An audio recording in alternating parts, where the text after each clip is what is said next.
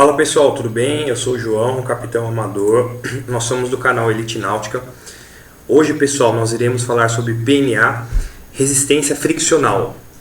Hughes, enfim, cada um tem uma pronúncia aí, beleza? O que importa é o conhecimento. Vamos lá, peço que deixem um like e compartilhem o vídeo aí para ajudar outras pessoas, beleza? Pessoal, eu vou começar aqui com essa pergunta, né? Para entender qual a proposta de Hughes. A proposta de Hughes fornece valores muito, que é a formulação da ITTC ou que é a TTC Line. Enfim, vou explicar isso aqui. Hughes, ele foi um pesquisador aí, enfim, ele fez uma pesquisa aí com uma camada bidimensional, que seria essa asa infinita. Por quê? Porque tá vendo que a borda de ambos os lados ela dá na parede, então ela é chamada de infinita, asa infinita. Grava isso daí, tá? Asa infinita é dentro de um campo de teste. A asa finita é o avião, a asa do avião, beleza? Que é onde onde vai aplicar o que ele estudou, entendeu? Vamos lá. Aí, pessoal, tem esse gráfico aqui. Esse gráfico, tá vendo ali? CF é coeficiente de atrito, tá? Então, embaixo, no eixo X, tá? Você percebe ali, aqui é o número de Reynolds, tá? Então, conforme foi aumentando o número de Reynolds, conforme foi aumentando a velocidade, você percebe que o coeficiente de atrito ele foi diminuindo. E ali, tá vendo que tem cada gráfico, né? Tem o ITTC Line, Granville, ATTC Line, enfim. E o Hughes. O Hughes é o que está mais no primeirinho aqui, sabe? O primeiro, mais embaixo. Ele conseguiu esse mínimo aqui, tá? Do coeficiente de atrito. Então, ele se destacou por isso daí. Aí, pessoal, vamos lá. Quais são os conceitos que a gente tem que saber? Então ele fez experiências em placas e pontons bem compridos e atingiu altos números de Reynolds. Placas e pontos eu não lembro o que é, enfim. Essas superfícies planas cobriram vários aspect ratios, razões de aspecto, tá?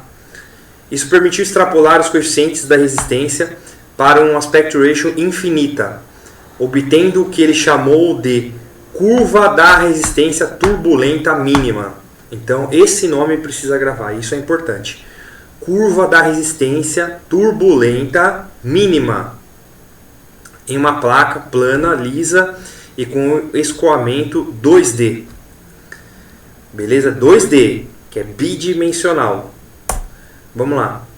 Aí, sobre aquela questão, né? Então voltando, a proposta de Hughes fornece valores muito menores. Lembra que ele estava lá no coeficiente de atrito? Por quê? Porque ele conseguiu alto número de Reynolds. Então ele conseguiu coeficientes menores. Então é a alternativa A.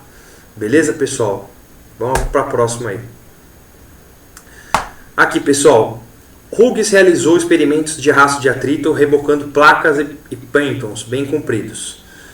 Depois eu vou pesquisar, não lembro de cabeça o que é pentons agora, deu branco agora, pessoal, enfim. É coisa do experimento dele. Atingindo altos números de Reynolds, isso que é importante, que ele conseguiu atingir altos números de Reynolds.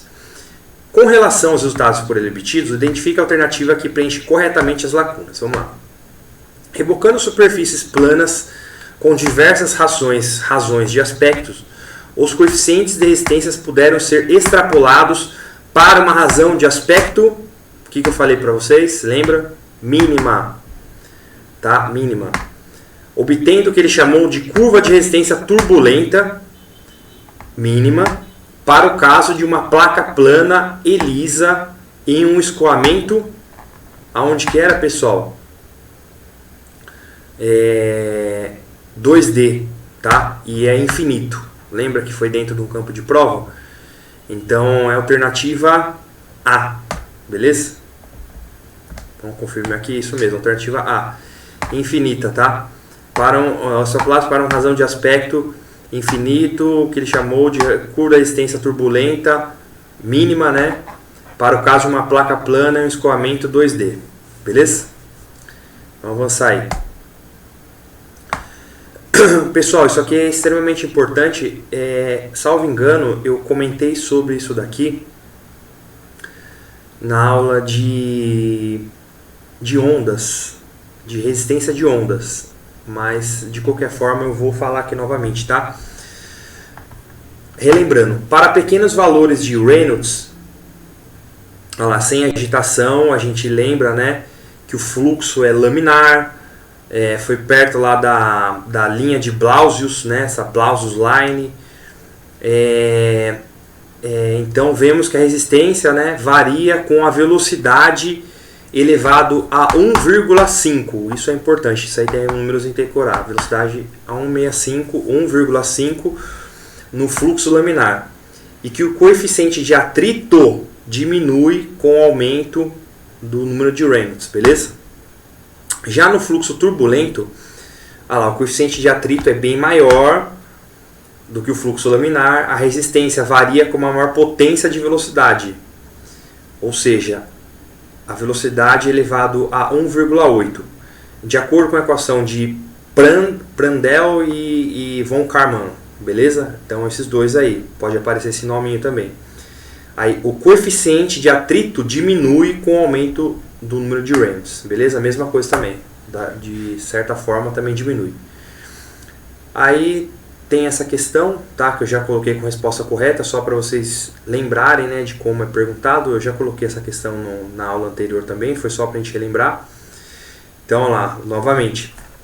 A pequenos valores de Reynolds e sem agitação no escoamento, a resistência de uma placa lisa segue perto a Blausius Line, a linha de Blausius. O fluxo é laminar e da sua equação vemos que a resistência RF, né, que é a resistência de atrito, varia com velocidade elevado a 1,5 e o coeficiente de atrito diminui com o aumento do número de Reynolds, beleza? Aí um exercício aqui. Com que potência da velocidade varia a resistência friccional em um fluxo turbulento, de acordo com as equações de Prandtl e von Karman? Aí, em um fluxo turbulento, pessoal, a velocidade é elevada a 1,8, beleza? Então, só para a gente relembrar aí. Pessoal, muito obrigado aí, viu? Até a próxima. Peço que deixem um like aí, compartilhem. Fiquem com Deus, viu? Um forte abraço, valeu!